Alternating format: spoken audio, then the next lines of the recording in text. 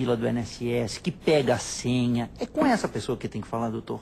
Essa pessoa não conhece essa sistemática que o senhor está dizendo. Mas doutor. É orientado. Essa pessoa chega no nosso escritório de advocacia e fala tudo diferente. Ou nós tratamos com mentirosos, ou os nossos clientes não nos falam a verdade, porque a história que nos chega é outra. E a gente, quando vê a empresa, quando a gente está advogando para a empresa e conversando com a empresa, o que nós vimos na prática são dados empíricos, doutor, que toca o nosso telefone todo dia, e isso eu posso lhe garantir, é a empresa dizendo o seguinte: o INSS mandou reabilitar. E ponto, o cidadão chega lá.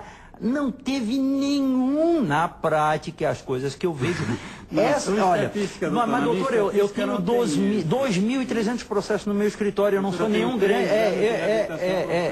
Eu tenho 12 anos de advocacia, eu sou uma pessoa realmente jovem e eu realmente não tenho toda a experiência do mundo, estou querendo aprender. Mas para mim é um espanto o que o senhor está falando agora, porque eu nunca recebi um cliente dizendo que passou por todo esse sistema VIP aí, doutor, esse sistema de atendimento, esse sistema avaliado dessa forma, esse sistema que tem um tapete vermelho, até parece que não tem porta blindada lá. É iguais para todos. Então a pessoa chega na reabilitação profissional, é avaliada pelo médico perito, é avaliada pelo orientador profissional, e essa equipe entra em contato com a empresa. Qual é a estatística dessas pessoas que melhoram, o senhor tem? Das pessoas que são realmente reabilitadas por conta dessas fisioterapias fornecidas pelo INSS, essas coisas, essa estatística que o senhor tem?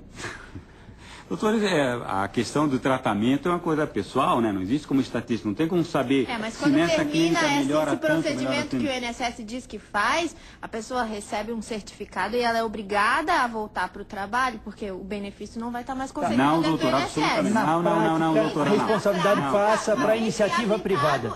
Na prática, o Estado lava as mãos e joga o problema dentro da empresa. Nós da reabilitação não profissional... é feito treinamento dessas pessoas não, doutora, para se retornar. Não é nenhum treinamento. Nenhum treinamento, entendeu? Concordo. Nenhum treinamento. O cidadão, lá dentro não. Lá dentro não, eu só vejo o que sai de lá. Então, por isso que eu sou também. O cidadão de uma hora para outra deixa de ser motorista de ônibus e vira cobrador. Vira cobrador.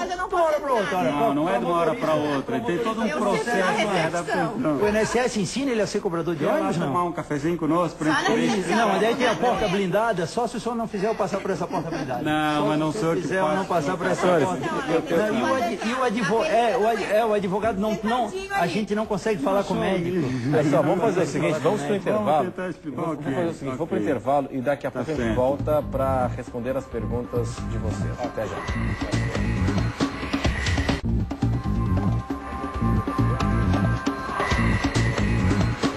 Esse é o Conversas Cruzadas aqui na TV Com, agora só para atender as perguntas de vocês. A Ana Cristina no centro de Floripa, quero saber se uma pessoa que passa pelo centro de reabilitação profissional e que ficou com sequela no ombro, não levanta mais o braço, tem direito ao auxílio acidente de trabalho ou indenização. O que a pessoa precisa fazer para requerer esse direito? Então vamos lá, acidente de trabalho ou indenização?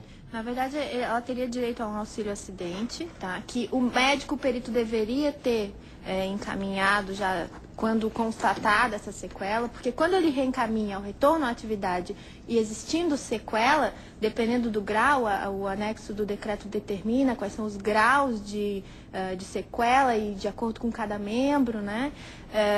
Ele deveria já ter encaminhado. Se ele não fez isso, ela pode requerer expressamente um benefício de auxílio acidente dentro do INSS. Já a indenização, esse benefício de auxílio acidente, ele tem caráter indenizatório, né? Porque seria, supondo que a pessoa retornou à atividade, ficou com alguma sequela e uma diminuição de capacidade laborativa, provavelmente com uma redução de salário, né? Então o INSS indeniza, entre aspas, a pessoa pagando... Se a culpa foi do empregador, desculpa, doutora, se a culpa foi do empregador, procura um advogado trabalhista, entre com uma demanda trabalhista que o juiz do trabalho vai apreciar e, se for o caso, vai deferir uma indenização, pensão vitalícia, complemento, inclusive que o empregador precisa pagar. Muito bem, aqui o Diego no centro, não existe perito médico com formação em psiquiatria. Então, como eles cancelam o benefício de uma pessoa com depressão profunda? caso Essa é a grande bandeira dos advogados catarinenses, Renato. Isso aí nós precisamos mudar. Os médicos não são especializados é uma pena isso. Isso a gente já comentou, né? Não exige que eles sejam especializados. Não há necessidade de ser um especialista, porque senão nós teríamos que ter 10 cardiologistas, 10 psiquiatras, 10 neuro, 10 fisiatras, 10 tanto há necessidade que o mundo todo pensa assim, doutor. Mas se pressupõe que um especialista vai analisar o quadro clínico de uma forma muito mais clara, até porque, como já foi dito aqui, as consultas são de curta duração. Não são de curta duração, absolutamente, doutora. Aí é que está novamente. Mas eu posso, hora para se analisar. Se for uma situação, inclusive, já um benefício que já está acontecendo, é um tempo bastante suficiente. Pode ser menor. Renato, com todo respeito, estão querendo discutir o indiscutível, dizer que o especialista, que a gente não precisa de especialista. Esse é o resumo da ópera. Não, é porque eu posso pegar subsídios de quem eu quiser. Tem um documento chamado CIMA no INSS. Não, o papel aceita tudo, mas que o correto seria especialista. Você tem estatística de quantas vezes se pede esse CIMA aí? Do médico, não. Não, eu queria ver a estatística. Está pisando na bola da estatística. Veja bem, compreende o que eu estou falando. Se o médico perito compreende que aquele diagnóstico, ele tem alguma dificuldade para fechar aquele diagnóstico, ele tem um documento legal chamado CIMA.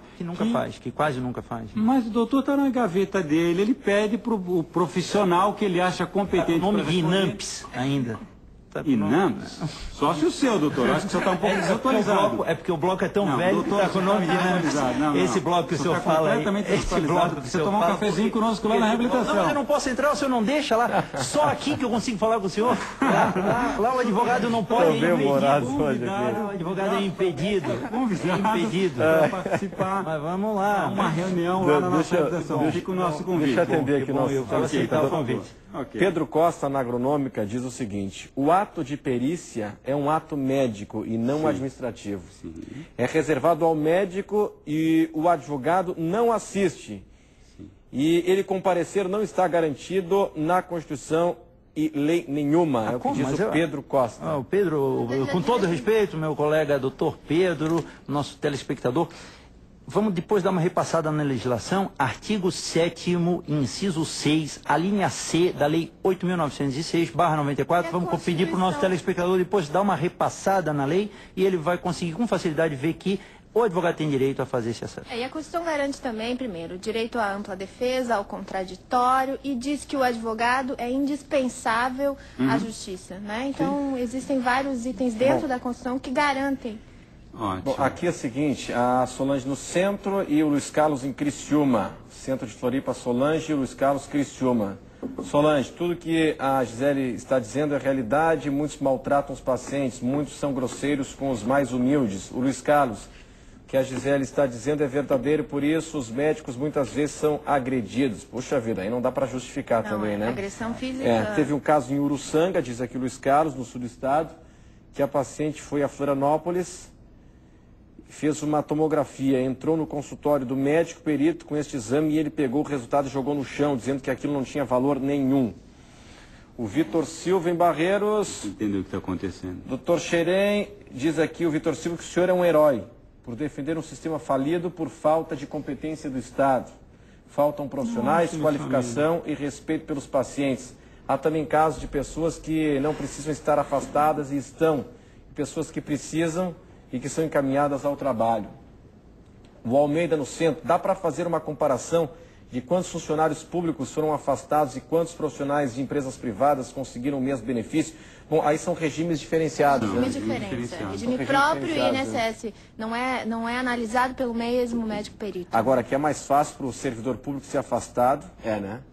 Não, porque a junta médica estadual tem um percentual de concessão do benefício muito maior essa estatística do que no INSS.